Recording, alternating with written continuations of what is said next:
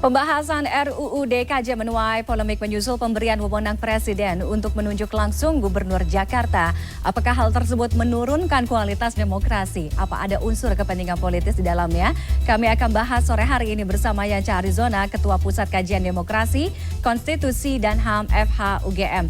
Selamat sore Mas Yanca.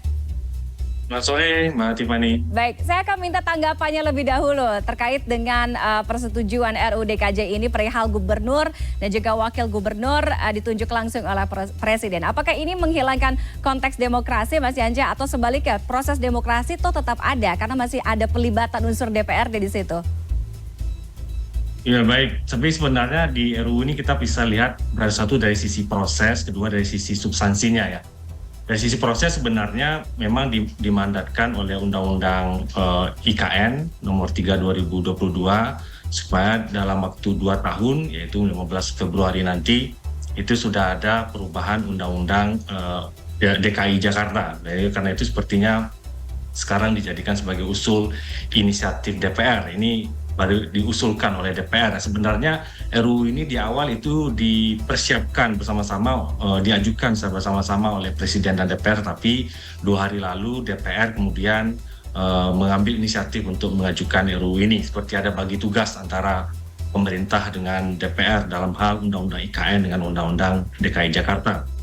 Itu dari sisi proses. Dari sisi substansi memang satu isu yang menarik perhatian publik kan soal di dalam rancangan ini diusulkan nanti gubernur dan wakil gubernur itu diangkat dan diberhentikan oleh Presiden ya setelah mendengar pendapat dari DPRD. Jadi ini sebenarnya yang menarik untuk didiskusikan sekarang dan tentu ketentuan seperti ini melakukan sentralisasi kekuasaan pemerintahan ya.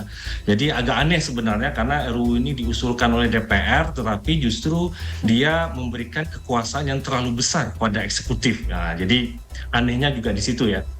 Dan kalau kita lihat berbeda dengan Undang-Undang IKN sebenarnya, kalau di IKN itu diangkat dan diberhentikan oleh Presiden tetapi setelah mendengarkan pendapat DPR. Nah ini justru DPR-nya nggak punya kewenangan sama sekali dalam pengangkatan gubernur dan wakil gubernur. Dan ini juga sebenarnya bertentangan dengan semangat di dalam Undang-Undang Dasar kita, khususnya pasal 18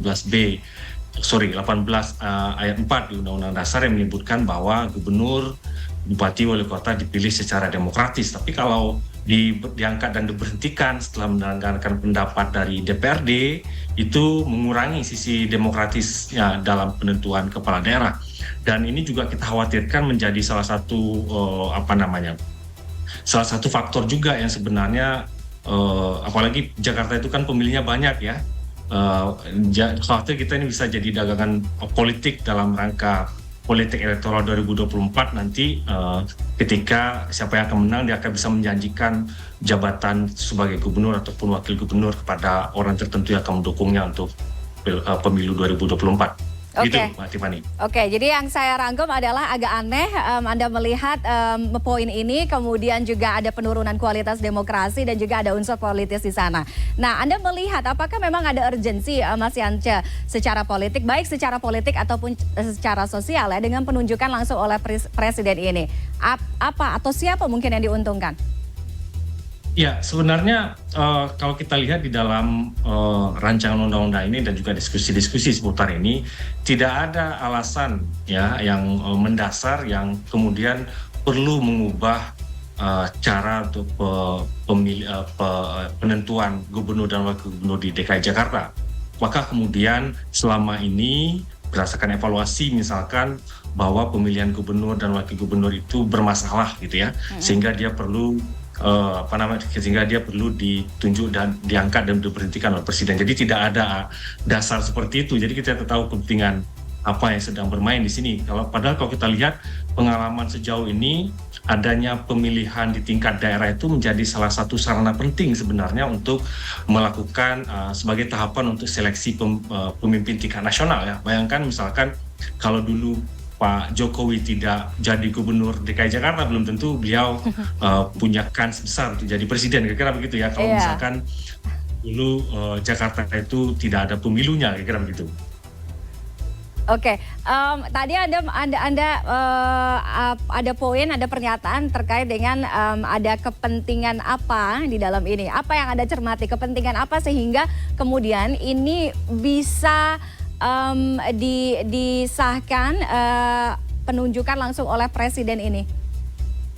Secara umum sebenarnya yang sedang terjadi hari ini di Indonesia kan sentralisasi kekuasaan ke eksekutif ya. Dan itu tidak saja di dalam rancangan undang-undang ini sebenarnya, tapi juga di dalam undang-undang IKN itu sendiri juga sudah mencerminkan itu. Perubahan undang-undang Otsus Papua juga menunjukkan sentralisasi kekuasaan, dan demikian juga dengan undang-undang Cipta Kerja yang semua banyak perizinan ditarik ke pusat. Jadi itu yang sedang kita alami sebenarnya. Dan sentralisasi kekuasaan itu sebenarnya berbeda, bertolak belakang dengan semangat reformasi 1998 yang menghendaki ada desentralisasi kekuasaan gitu ya. Jadi kekuasaan itu diturunkan ke daerah semakin dekat dengan rakyat, dan sekarang justru yang kita alami justru sebaliknya, sentralisasi kekuasaan, dan kemudian itu akan memberikan kekuasaan kepada presiden khususnya untuk bisa menentukan siapa yang akan ditunjuk untuk menjalankan kekuasaan yang sudah berada di tangannya. Oke, apakah ini bisa dijadikan alasan juga Mas Yance, untuk beberapa daerah yang punya kekhususan, dia punya peluang untuk punya pengaturan yang sedikit berbeda dengan daerah-daerah lain. Dalam hal ini misalkan Jakarta, Yogyakarta, apakah itu juga bisa menjadi poin alasan? Betul, bahwa kita punya beberapa daerah khusus dan istimewa yang punya kekhususan tersendiri. Misalkan di Yogyakarta, salah satu keistimewaannya adalah karena ada kesultanan, gitu ya, sehingga sultan sekaligus merangkap sebagai gubernur. Jadi itu bagian dari kekhususannya. Nah, di DKI Jakarta kalau kita lihat di dalam rancangan undang-undang ini, dia kekhususannya itu soal dia sebagai satu lebih di bidang pusat perekonomian nasional, kota global, dan juga aglomerasi, kawasan aglomerasi. Jadi lebih kepada persoalan ekonomi sebenarnya, bukan pada persoalan politik. Jadi agak aneh kemudian ini juga dibawa-bawa kepada persoalan politik, kira-kira begitu. Jadi kalau mau diberikan kekhususan, ya kekhususan di bidang ekonomi sebenarnya, dan juga pengembangan kawasan itu lebih tepat. Dan saya rasa tidak ada hubungannya, dan juga tidak ada evaluasi sekali lagi ya, kenapa ini diubah, apakah selama ini ada persoalan dengan pemilu di pilkada di Jakarta ya, untuk pemilihan gubernur dan wakil gubernur. Dan juga perlu dicermati juga di Jakarta itu kan warganya banyak ya, jadi punya hak juga untuk memilih. Jadi ketika ini dihilangkan, berarti sama halnya dengan menghilangkan hak rakyat untuk memilih. Oke. Jadi, padahal itu inti dari demokrasi kan, orang bisa menentukan siapa pemimpinnya, kebijakan yang dibawanya, dan itu hilang ketika pemilihan gubernur dan wakil gubernur itu dilakukan oleh presiden. Oke, Mas Yance, mungkin selama ini Jakarta dianggap sebagai barometer politik nasional, kemudian juga penyelenggaraan pilkada. Karena mungkin beberapa orang yang pernah memimpin DKI Jakarta kemudian maju sebagai calon presiden, bahkan terpilih sebagai presiden Indonesia. Nah, apakah dengan adanya poin ini dapat mengganggu kondusivitas politik dari dalam negeri sendiri? Ya, saya rasa itu bagus ya sebenarnya ya, itu sebagai salah satu arena kontestasi ya, gagasan orang untuk bisa masuk ke dalam pilkada, tidak saja di DKI Jakarta sebenarnya, tapi juga di beberapa tempat lain ya.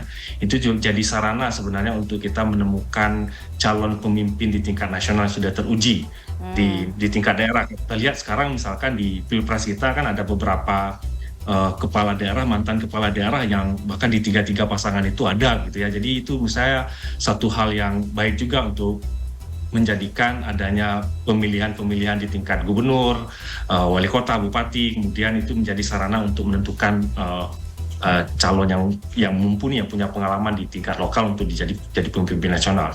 Dan kita membutuhkan itu sebenarnya ya, untuk sarana untuk kita melihat track record kepemimpinan seseorang.